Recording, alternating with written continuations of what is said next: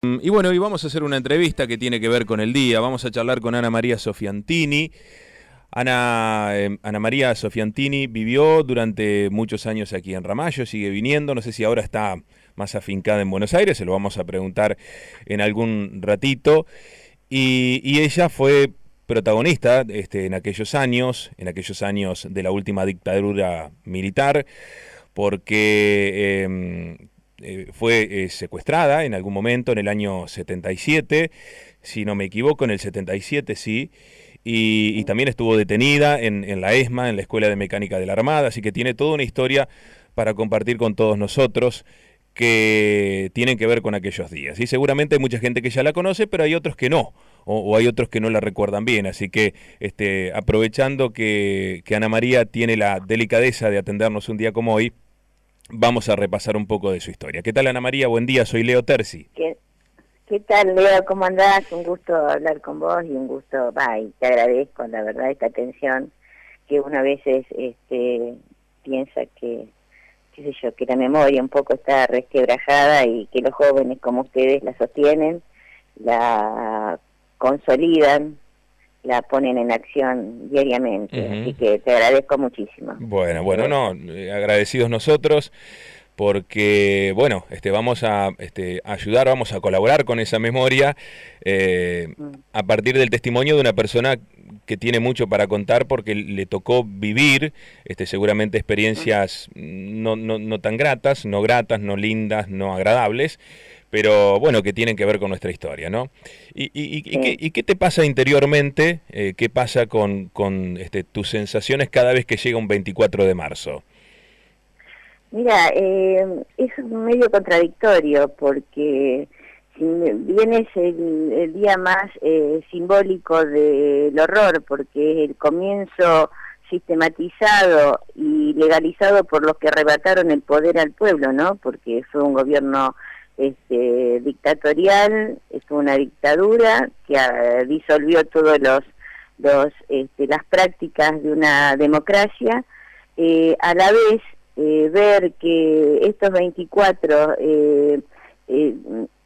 se conmemoran de una manera tan sentida, tan fuerte por parte de nuestro pueblo, realmente por un lado me entristece el recuerdo de determinados momentos, y me da una gran plenitud poder estar presente, encontrarme con toda la gente, los compañeros que hoy estamos, todos los ciudadanos que participan de esto, y encontrarnos con la presencia etérea de todos los que fueron desaparecidos, ¿no?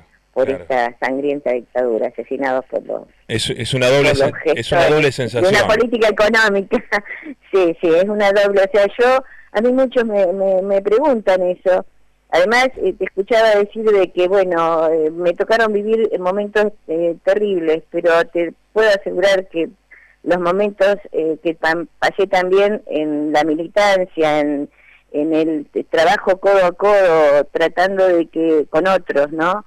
Porque yo soy simplemente un granito de arena en todo esto, en busca de construir una patria para todos, donde existe realmente una justicia social, donde puedan estar todos incluidos. Fue algo maravilloso y también pasamos días maravillosos y seguimos pasando, a pesar de, por ejemplo, que en esta coyuntura estamos dando una marcha atrás en muchas cosas. Hay cosas que no se van a poder borrar. Lo que no se va a borrar es la memoria y las ganas de construir todos juntos un territorio, una patria mejor. Antes de seguir avanzando sobre tu historia vinculada a estos hechos, quiero que le contemos a la gente cómo surge tu relación con Ramallo, porque vos estabas en Buenos Aires, y cómo es que llegás acá, y cuánto tiempo estuviste en Ramallo. Yo nací en Ramallo. ¿Vos naciste en Ramallo? Mi madre es de Ramallo, la familia de mamá es de Ramallo. Tengo pero infinidad de primos y parientes en Ramallo, y si bien por el trabajo de mi padre hemos vivido en otros lugares como en Chivilcoy y en La Plata, Ramallo era un punto de felicidad para mí y para mis hermanos. Nos íbamos todos los veranos para allá y no me sacaban de ahí ni loca. Yo tengo el río, tengo las ondulaciones, tengo el puente que hoy sacaron de hierro, puente de fierro, digamos, de Ramallo en mi retina grabados, y los perfumes que iban penetrando en nuestro vehículo a medida que entrábamos en Ramallo, ¿viste? O sea que es algo que, y cuando salí del horror, porque cuando después, digamos, cuando yo soy secuestrada, sí estaba digamos, en la zona de Buenos Aires, capital, y en sus alrededores, porque viví en varios lados, por mi militancia, ¿no?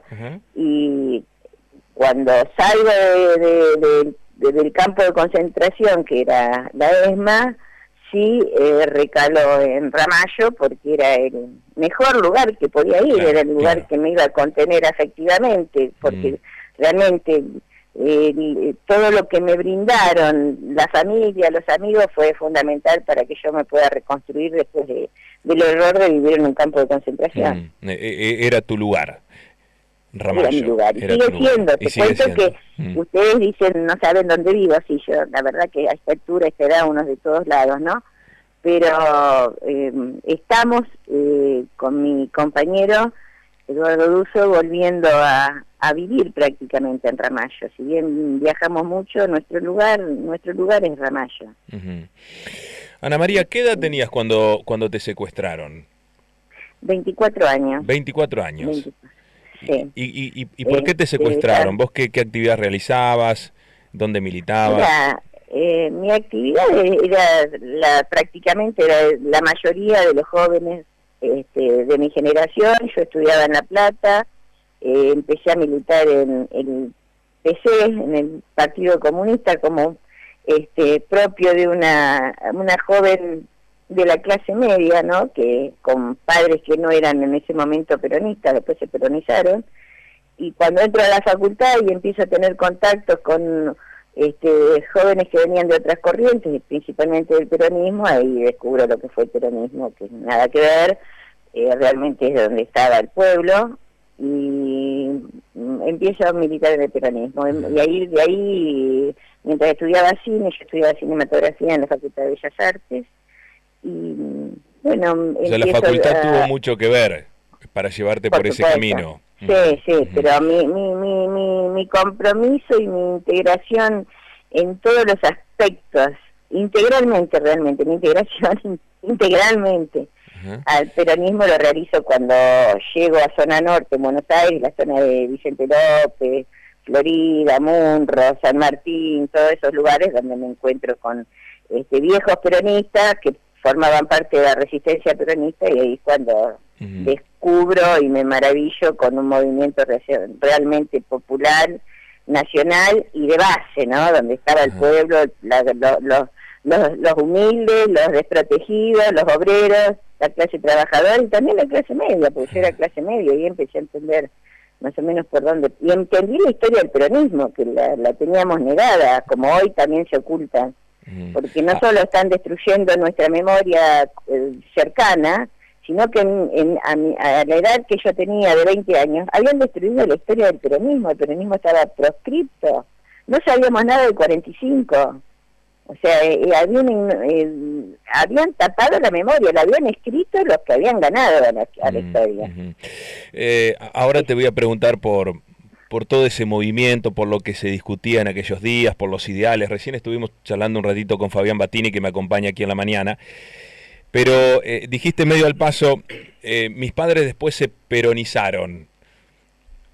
¿Qué hay detrás de esa frase? ¿Cómo fue que se peronizaron? Y porque era cotidiano el debate político en la mesa todos los días, en los hogares nuestros.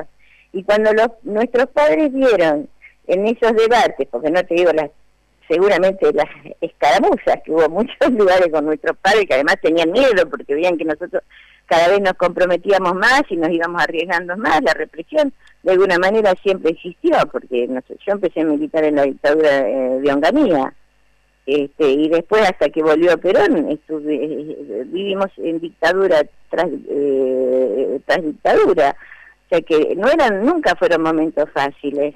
y bueno, y cuando vieron lo que significaba, lo que había sido el desastre para el país, que lo hubieran derrotado a Perón, digamos, en una etapa, el peronismo siguió latente, y todos los intentos de destrucción, y cuando, como ahora, viste, hay una clase media que en este momento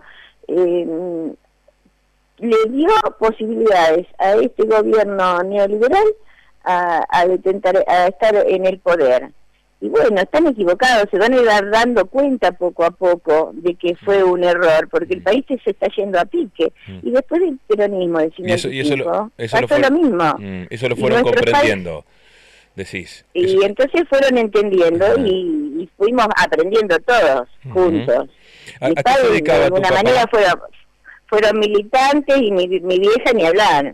Mi vieja es una mina que hasta también estuvo secuestrada y ni lo nombramos, porque después de un tiempo la llevaron conmigo a un lugar que me tenían, viste, y nunca, era la lucha, ni nos dábamos cuenta en qué situación estábamos. Claro. Era como ir a la esquina a hacer las compras. Claro, y era parte de lo que pasaba en esa época, en ese momento, ¿no? En tu vida. Supuesto. ¿Y a qué papá pobre murió de tristeza cuando a mí me tenían secuestrada, porque no sabían dónde estaba su hija. Se murió. O sea, nos pasaron muchas cosas, y bueno. ¿A qué se dedicaba tu papá, Ana María? Él trabajaba, era ingeniero, agrimensor, digamos, él trabajaba en vialidad y era un constructor de caminos. La Ruta 51 es una ruta que dirigió la obra mi padre, o sea, desde Bahía Blanca hasta Ramallo. O sea, mirá si la quiero a la Ruta 51. Y ahí conoció a mi mamá, que vivía en el campo cercano a la ruta. Él, supongo, no se vienen esos bailes vecinos, ¿no? Que la habrá conocido. Y se enamoraron, y bueno. O sea que Ramallo tiene una importancia muy grande en la memoria familiar también, o sea, en el sentimiento familiar. ¿Cuáles eran esos ideales fuertes que ustedes defendían, no? Recién hablábamos un poquito con Fabián, que tal vez mucha gente no termine de comprender cómo hay otros que hasta darían la vida por esos ideales. Y yo creo que en los últimos años se ha avanzado mucho en cuanto a ampliar la cuestión de las responsabilidades, ¿no? Que esto no fue una cuestión de 4 locos o 4 borrachos que un día se levantaron y dijeron vamos a hacer esto, sino que hubo toda una cadena de complicidades. Y en ese sentido se avanzó mucho, ¿no? Y se fue por los cómplices económicos, la sociedad civil, la iglesia, etcétera, etcétera, etcétera. Y como que esta cuestión de por qué peleaban ustedes, como que yo tengo la impresión de como que ha quedado un poquito relegada, ¿no? En la discusión y en el análisis que se hace de aquellos aquellos días vividos en la década del 70. Y me parece importante traerlo nuevamente a la mesa, a la discusión. Yo creo que no es ingenuo el pensar y más, y hablar solamente del dolor, inclusive de los que quedamos vivos. No, nosotros teníamos una convicción ideológica, una convicción política, y pensábamos que había que hacer un recorrido, tomar un camino para lograr que el poder estuviera en el pueblo. Nosotros pertenecemos a un país que históricamente fuimos dirigidos por personas que pertenecían a un poder económico y desarrollaron el país en función de sus beneficios y no del pueblo. Cuando hablamos que la Argentina era el granero del mundo, ¿el granero de qué del mundo? El granero de unos pocos. ¿Entendés? ¿Qué granero del mundo? Eran 4 tipos los que aparte construyeron los hilos, se apropiaron de los puertos y exportaban desde sus puertos sus granos. Y después lo demás, espero que lo recuerden Momo Venegas, adulón del rey, que los demás eran los peones, los explotados. Y no te digo los sin nombres que había. Cuando uno empieza a ver que esa era la realidad de nuestro país, la realidad de Latinoamérica, que además se fueron dando movimientos simultáneos, así como nosotros, los latinoamericanos, nos fuimos orientando simultáneamente hacia un camino, hacia una salida, también los que se oponían al poder económico también se organizaron con todos los sucesivos planes de exterminio en todos lados. ¿Por qué? Porque éramos la alternativa de devolver el poder al pueblo. Uh-huh. Y eso vuelve a pasar ahora. O sea, así como nosotros consideramos que no nos vencieron, nosotros tampoco. Lo volvieron ahora. Uh-huh. La verdad que tenemos que seguir trabajando como en los mejores años. Uh-huh. Eso sí, ¿qué ocurre? Nosotros dábamos hasta la vida en esa época porque vivíamos en dictadura, donde teníamos a lo que podríamos llamar enemigo con un uniforme. Uh-huh. Hoy estamos en democracia, claro. Pero ¿quién detenta el poder? Nosotros. No, nuestro poder es la calle hoy. Uh-huh. En la calle. Sí. ¿Vos me estás escuchando? Sí. Uh-huh. Bueno, y entonces ustedes, antes del... Y bueno, damos la vida... Militar, ustedes iban a los barrios, iban con esas ideas tan claro. fuertes ¿Y cómo era? ¿Cómo era aquel momento? ¿Cómo eran aquellas discusiones cuando ustedes se acercaban a los barrios, al vecino, al tipo aquel que tenían que convencer, no sé si convencerlo, pero sí tratar de transmitirle de la mejor manera posible cuál era la realidad que ustedes veían? ¿Cuáles eran las ideas fuertes? Te dijo esto para pensar, ¿no? Nosotros no éramos los que teníamos la verdad.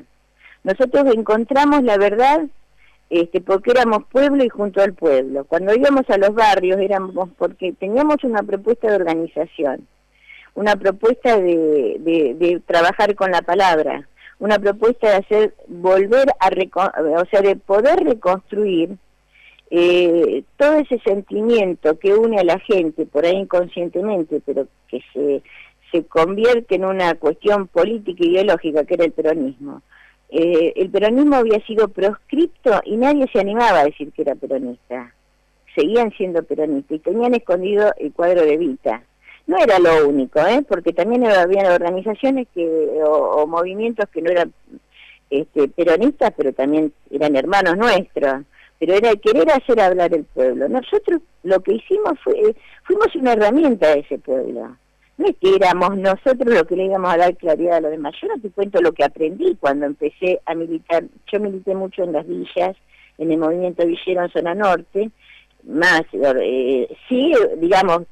fui generadora de un espacio de participación que era una unidad básica muy importante que había en San Isidro, que se llamaba Ramón Cesaris.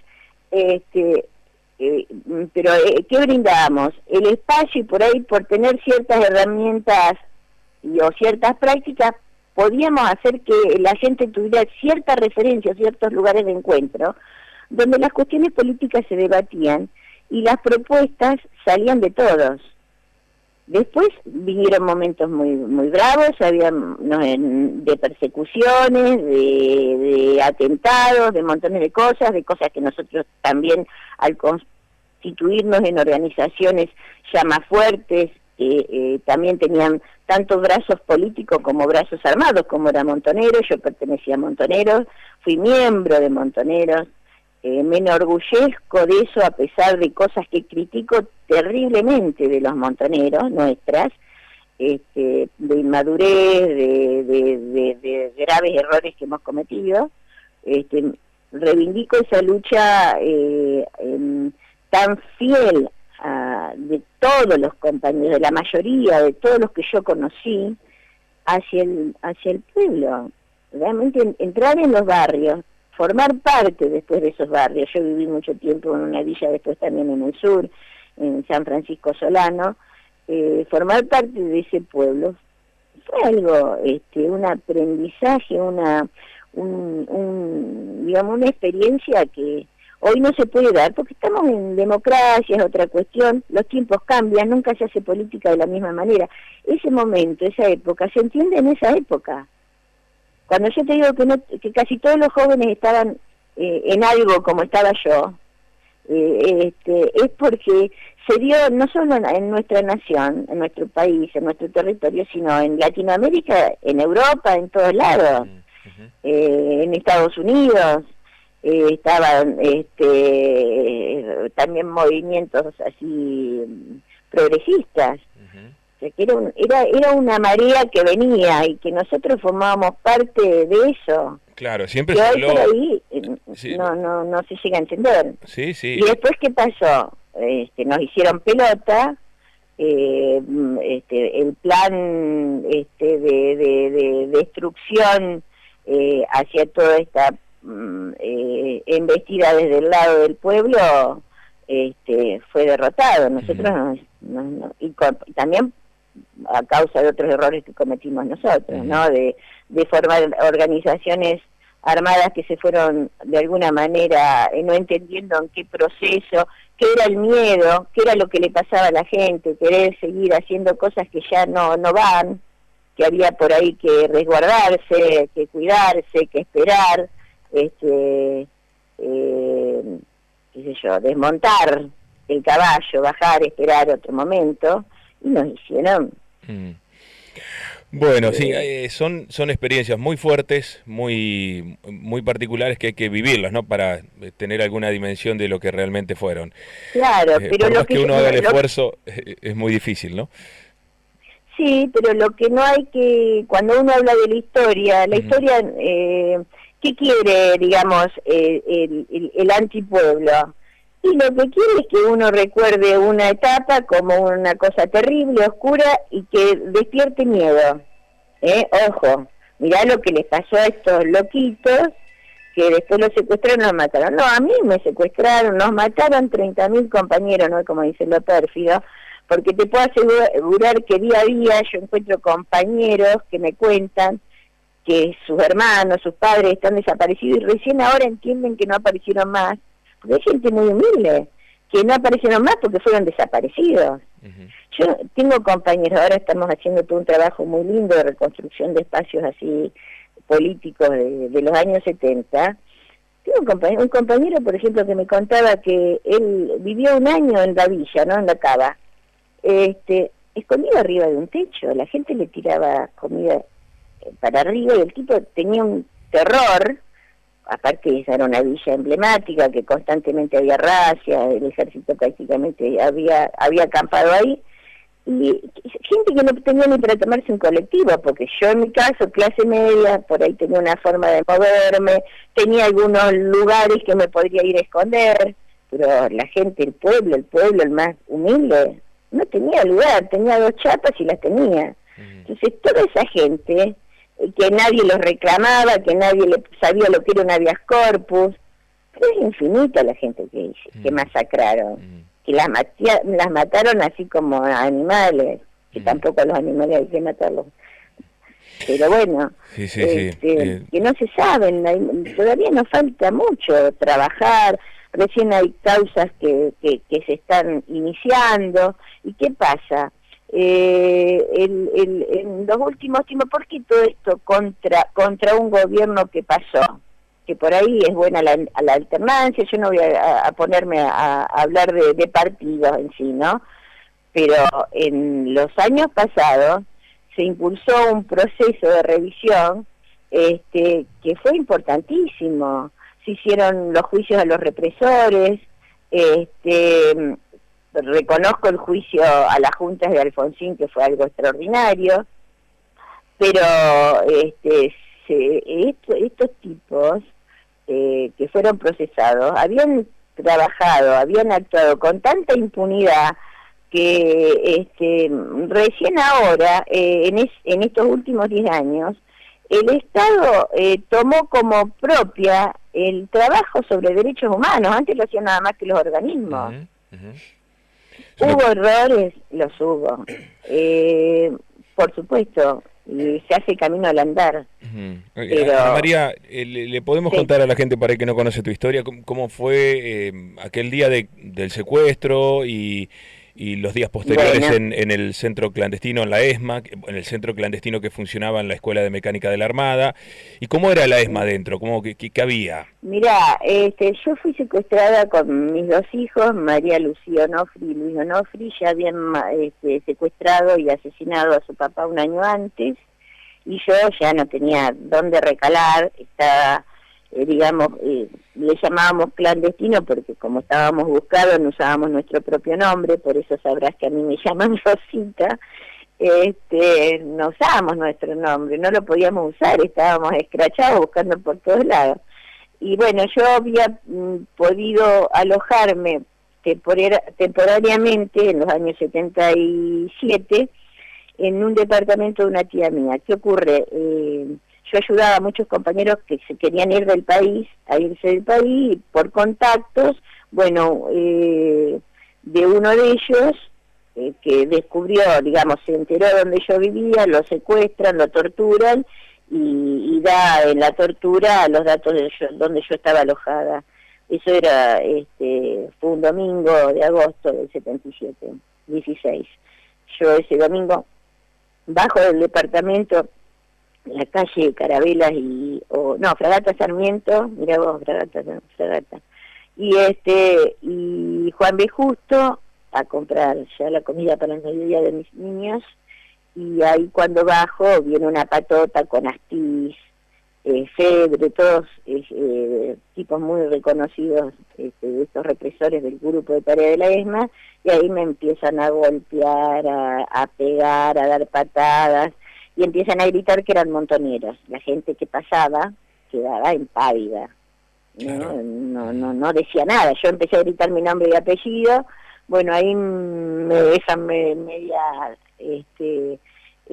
inconsciente, me arrancan mis hijos. A María la llevaba caminando, porque ella caminaba, tenía 2 años, y Luis tenía 9 meses, 11 meses, y a Luis me lo sacan, y a mí me tiran atrás de un auto, en el piso del asiento de atrás, y me esposan enseguida y me ponen una capucha, y me ponen los pies arriba de mi cuerpo.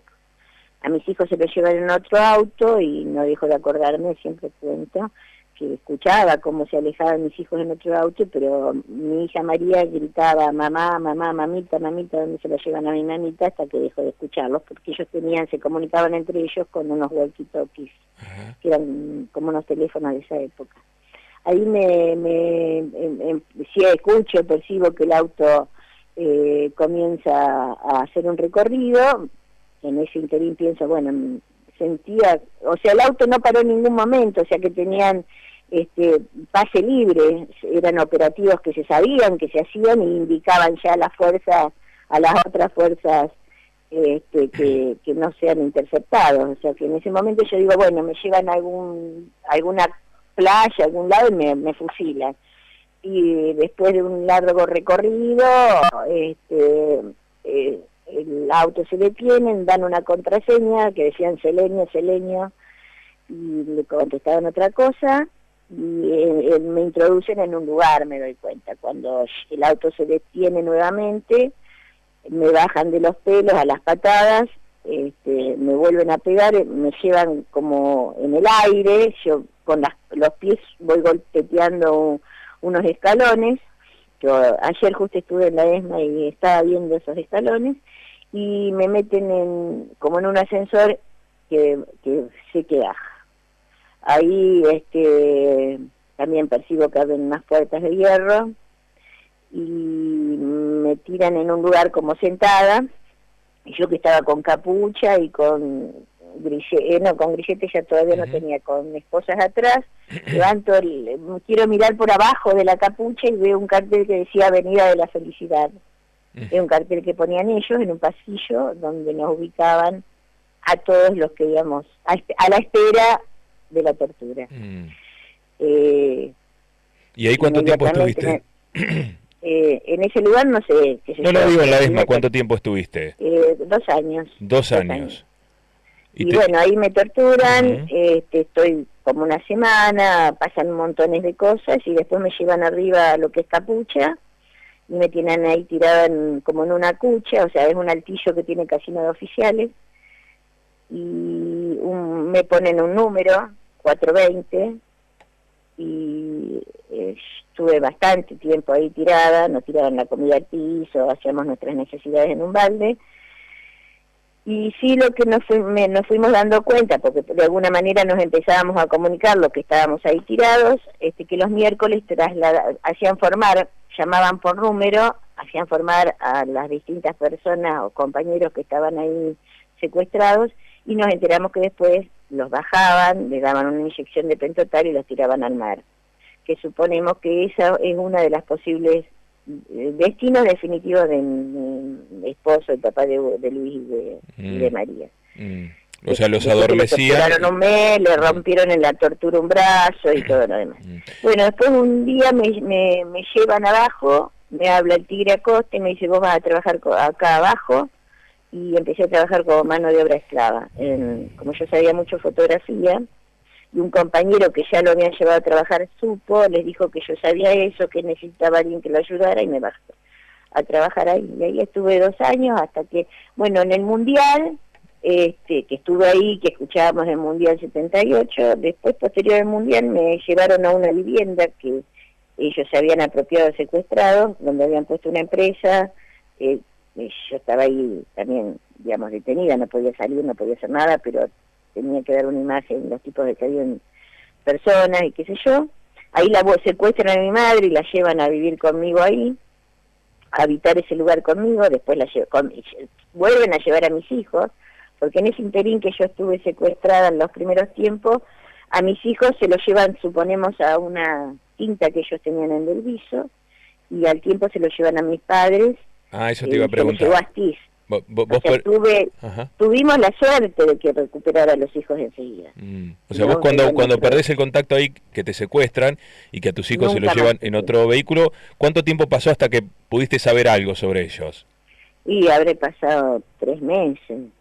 No, era un estado de locura y de llanto constante. Aparte, vos seguís sufriendo, porque si te matan de entrada, chao, pero vos seguís sufriendo. Porque no sabés de tus hijos. Yo lloraba todo el tiempo gritando por mis hijos. Era una cosa, bueno, a los padres y a las madres, seguramente a todos nos pasó, o le pasaría lo mismo. No saber el destino de nuestros hijos. Sí supe, porque ellos me dijeron el destino de mi compañero, que cuando me torturaban me decían, dejate de joder, te vas a ir arriba con Jesucito como te mandamos al loro. Dice, pero él como no quiso colaborar, y qué sé yo, y eso me lo tiraban siempre, ¿viste? Me torturaban así. Bueno, ¿cuántas personas pasaron? ¿Cuántos detenidos por la ESMA? Por la ESMA alrededor de 5.000 o más. 5.000 o más. Constantemente había alrededor de 600 personas. Fue el centro de detención. Teníamos números, y los que iban entrando y quedaban afuera y eran torturados, así. Fue el centro de detención más grande, ¿no? La ESMA. ¿Cómo? Que fue el centro de detención clandestino más grande que hubo, la ESMA. No sé si fue el más grande, porque la Perla fue terrible.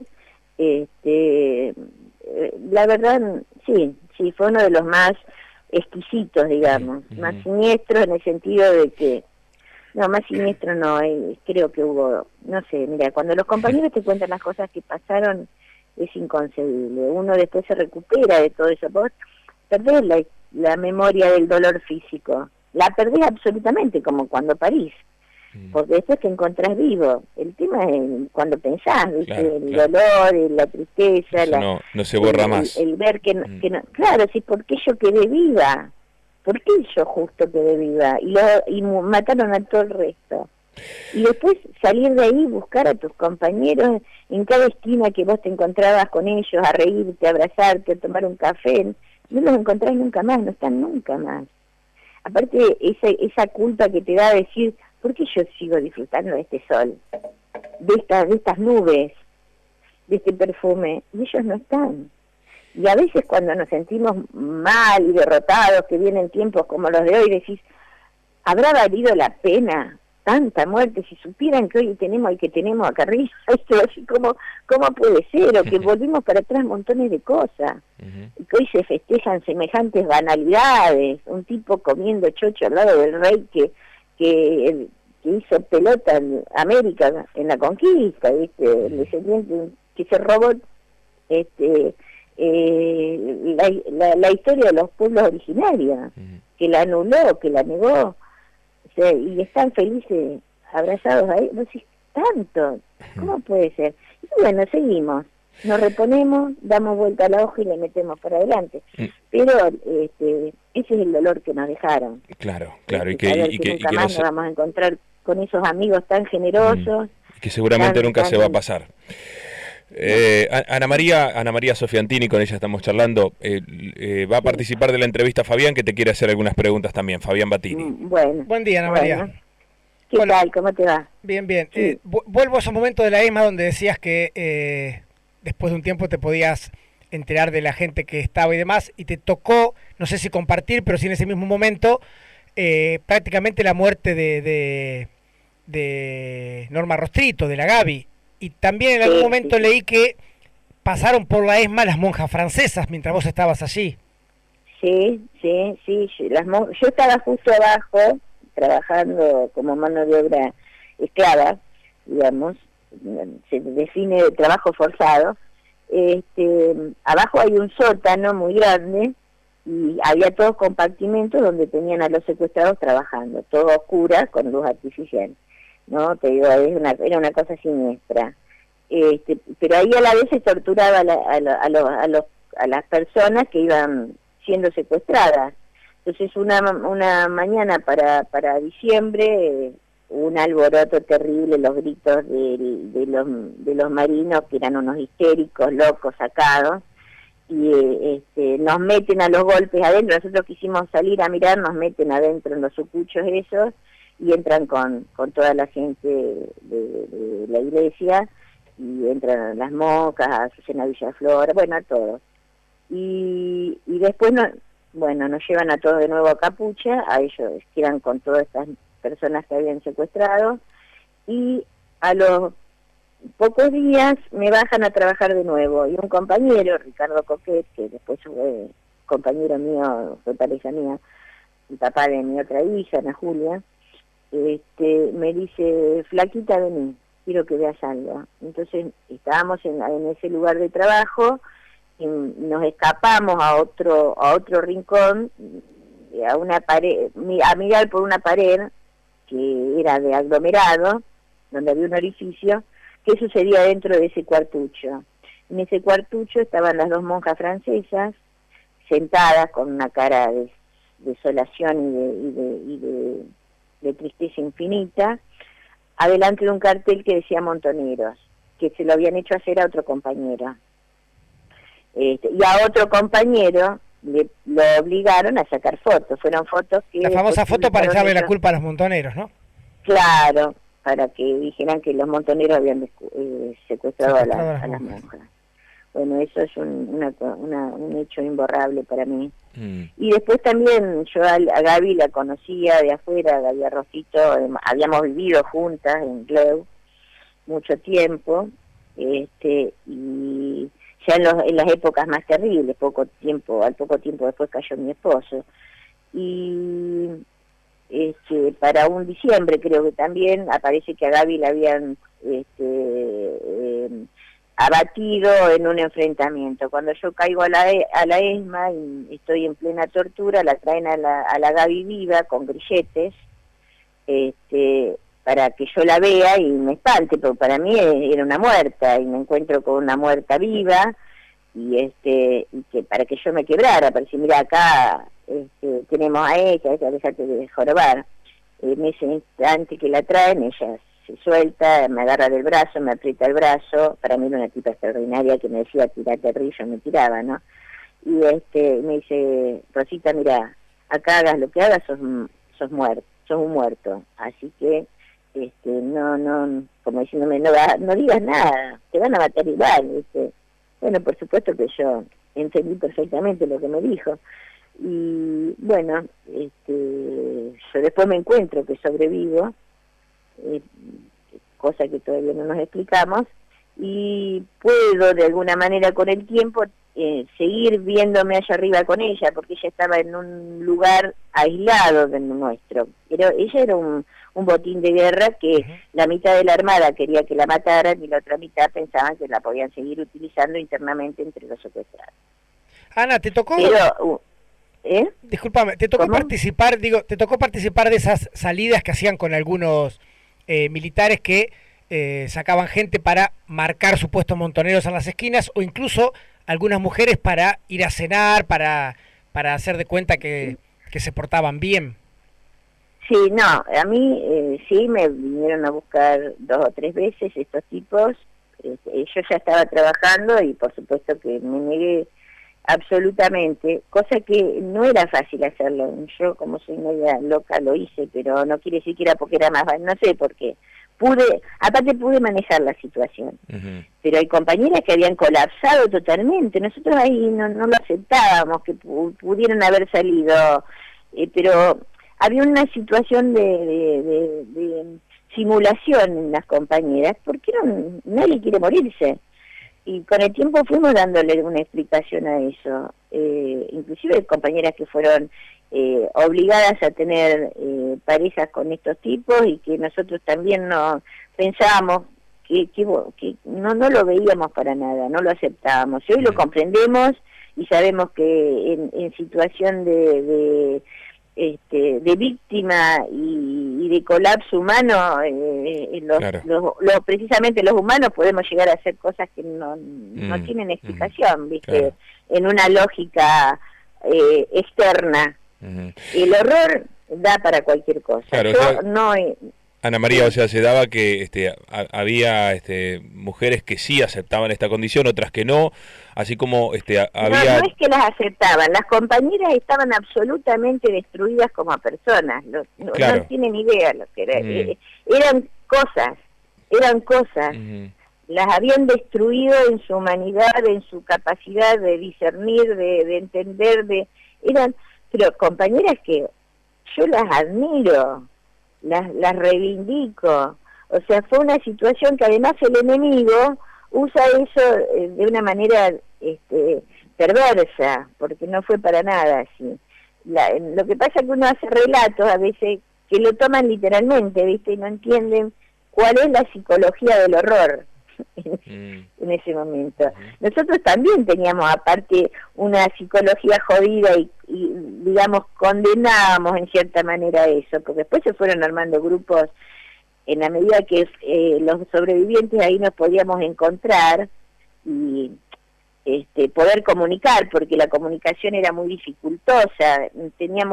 Existía un sistema de control y un sistema psicológico de control. Creíamos que teníamos, qué sé yo, cámaras por todos lados, micrófonos por todos lados. Empezamos a tener un lenguaje que hoy se le dice en la cárcel tumbero. Nosotros empezamos a tener un lenguaje propio para que ellos no nos entiendan. Qué sé yo, decir chupado, canuta, te vas para arriba, todos esos lenguajes, viste, que lo entendíamos nosotros solos, que después con el tiempo lo fui perdiendo. Pero no era fácil estar ahí. Entonces cuando nos empezamos a entender y a comunicar, que era más bien una cosa a través de las miradas, también nos fuimos recuperando. Pero fue una cosa... O sea, ¿ustedes estaban juntas en algún momento, o juntos todos los detenidos? No. Juntos estábamos mientras trabajábamos, mientras realizábamos el trabajo forzado. Después no, fue un aislamiento total. Y en el trabajo forzado estábamos vigilados. Pero vos de alguna manera, después con el tiempo a los que trabajábamos en esos trabajos forzados, nos permitían comer juntos. Y ahí, por ahí, lo que se llamaba los domingos, donde ellos tenían cierto descanso, en esos almuerzos nos daban un tiempo para seguir juntos. Me acuerdo que antes logramos recuperar del Pañol, porque ellos nos robaban todo. Y lo llevaban a un lugar que se llamaba el Pañol, también allá arriba en el altillo del casino de oficiales, y recuperamos un TEC, un juego del TEC, y jugábamos al TEC. Yo siempre fui muy burra para eso, pero nos divertíamos de alguna manera con eso. Y empezó a haber, éramos muy jóvenes, empezó a haber un clima de ganas de vivir, de ganas de amar, de volver a amar, de ganas de tener un compañero, una compañera, de alguien que te abrace. O sea, sucedieron historias hermosas ahí en el horror, hermosas nuestras, con ellos no, pero había un lugar también donde las detenidas embarazadas tuvieron sus hijos, ¿no? Parieron dentro de la ESMA. Sí, yo asistí acompañando a una gran compañera, a Kika Osatinsky, al parto, creo, yo no sabía en ese momento, creo que era de Juan Cabandier. Y sí, ahí tenían familia, las chicas las secuestraban, cuando las secuestraban embarazadas, después de recorrerlas por ahí más, además de otros campos de concentración también venían algunas ya torturadas, concentraban en una habitación cercana a Capucha y esperaban que nacieran sus hijos y ahí se apropiaban de sus chicos y ellas las mataban. Capucha era el lugar donde las torturaban. No las torturaban ahí ya, esperaban que tuvieran los chicos y ellos después, bueno, se apropiaban de los dijiste, niños. nombraste Capucha. Capucha era un lugar, Capucha nosotros eran donde nos tenían tirados para ahí concentrados. Ajá. Que es arriba de todo, es un entrepiso que hay entre el techo, bueno, arriba en el techo, un altillo, grande, inmenso, porque no sé cuántos metros tiene el casino oficial. Y ahí, al lado, hay como unos cuartuchos en un pasillo, y ahí las tenían, que están también los baños, que después construyeron baños, las tenían las embarazadas. Y a las chicas les hacían creer que a sus chicos se los entregaban a sus padres. Es una perversión absoluta. Y se los llevaban, no sé si muchos los habrán, a quién se los entregaron. Hoy estas personas que muchos están defendiendo han callado y callan dónde llevaron a nuestros hijos, a nuestros sobrinos, a los hijos de nuestros amigos, y dónde están nuestros muertos. No puede ser que después de tantos años todavía salga gente a defender a estos genocidas que hicieron desaparecer tantas personas. Y los puedan seguir defendiendo. Es increíble. Ana María, es un plan sistemático de desaparición y de apropiación de niños y de objetos de cosas. Dijiste en algún momento que todavía hoy no le encontrás explicación o te seguís preguntando el por qué algunos sobrevivieron y otros no. ¿Cómo fue ese día? ¿Cómo te enterás? ¿Cómo recuperás la libertad? Mira, a mí me llevan a vivir a una casa, ya te dije que ellos se habían apropiado de otros militantes asesinados y me tienen ahí con otros compañeros viviendo. En ese lugar también llevan a Ricardo Coquet, que lo hacen trabajar forzadamente en carpintería, porque no sé qué tenían que armar ellos. Ricardo era un pendejo, un niño que no sabía lo que era un martillo ni una sierra. Después terminó trabajando en eso. Pero en esa oportunidad se corta 3 dedos de una mano. Y fue tanto el espanto, el horror, que se escapa de la vivienda esa él. Y un auto que pasaba por ahí lo lleva al hospital, esa casa quedaba en Munro, lo lleva al hospital de Vicente López. Ahí ya se empezó a resquebrajar para los milicos la seguridad que tenía esa casa de que no nos escapáramos.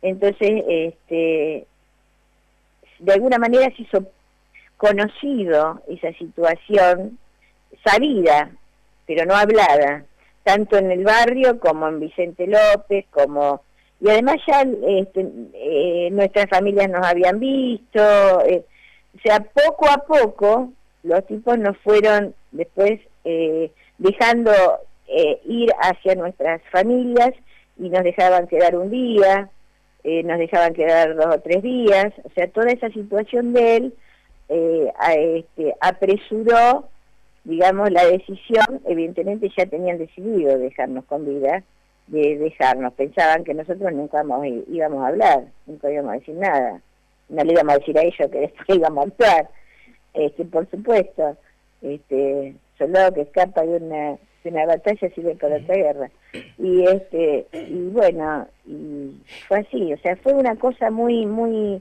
muy extraña.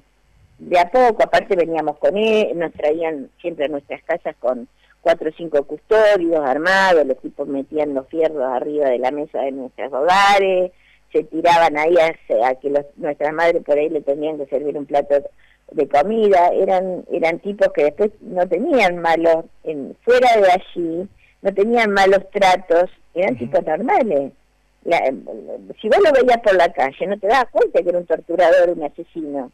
Tenían familia, acariciaban a sus hijos. Sí, los domingos iban a misa y comulgaban. Por supuesto, por supuesto.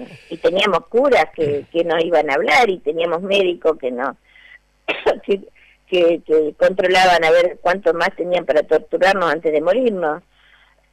Bueno, y así fue como paulatinamente nos fuimos hasta dando cuenta y se fue debilitando a la vez la fortaleza que tenían ellos como dictadura, porque después a los pocos años tuvieron que dar elecciones, vino la guerra de las Malvinas y bueno, entonces se fue resquebrajando.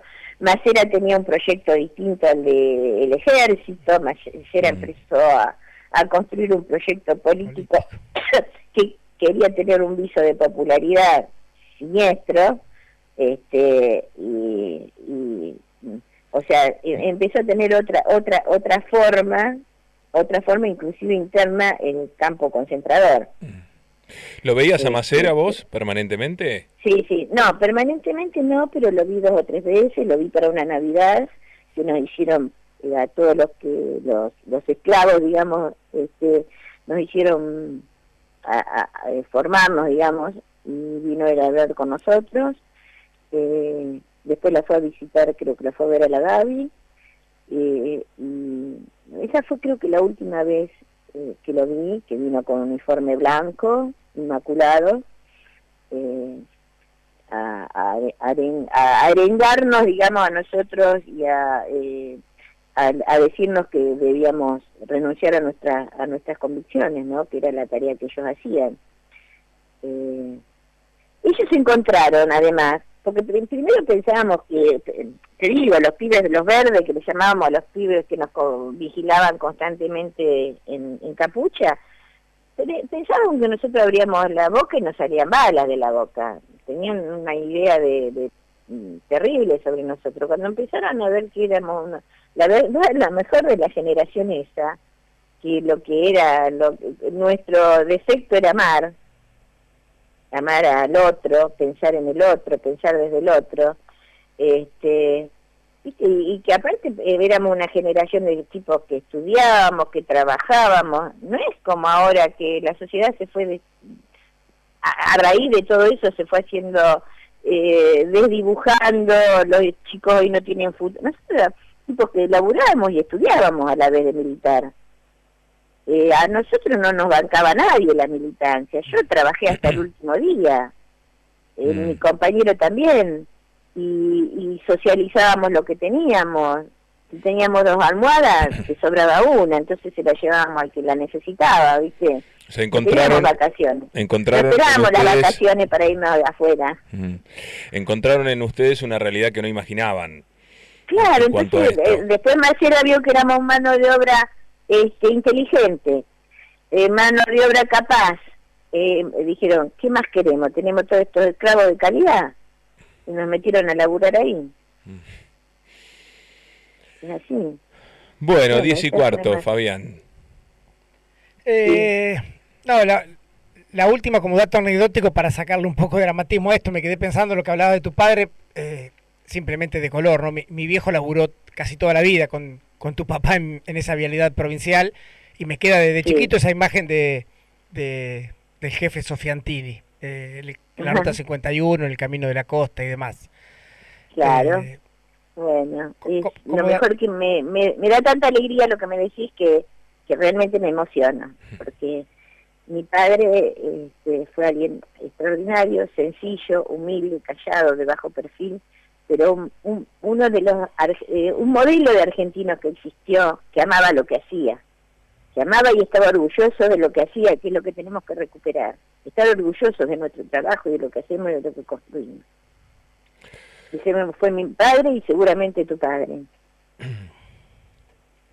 Bueno, Ana María, me parece que es un lindo cierre. Te agradecemos profundamente todo este tiempo que hablaste con nosotros.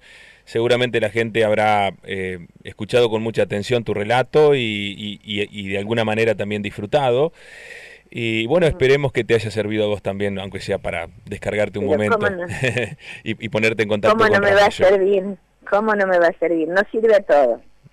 Y te vuelvo a decir, yo soy simplemente una más de todo esto. Soy, bueno, una parte de la historia, una pequeña parte de la gran historia nuestra, ¿no? De todos nosotros. Los quiero mucho y los abrazo muchísimo, chicos. Muchas gracias. Que 24 sea grandioso, realmente. Bueno, muchas gracias, Ana María, un saludo. Bueno, un abrazo. Gracias por Hasta atendernos. pronto. Y a todos los que me aguantaron y me escucharon también los abrazo. Bueno. Hasta luego. Hasta luego. Ana María Sofiantini.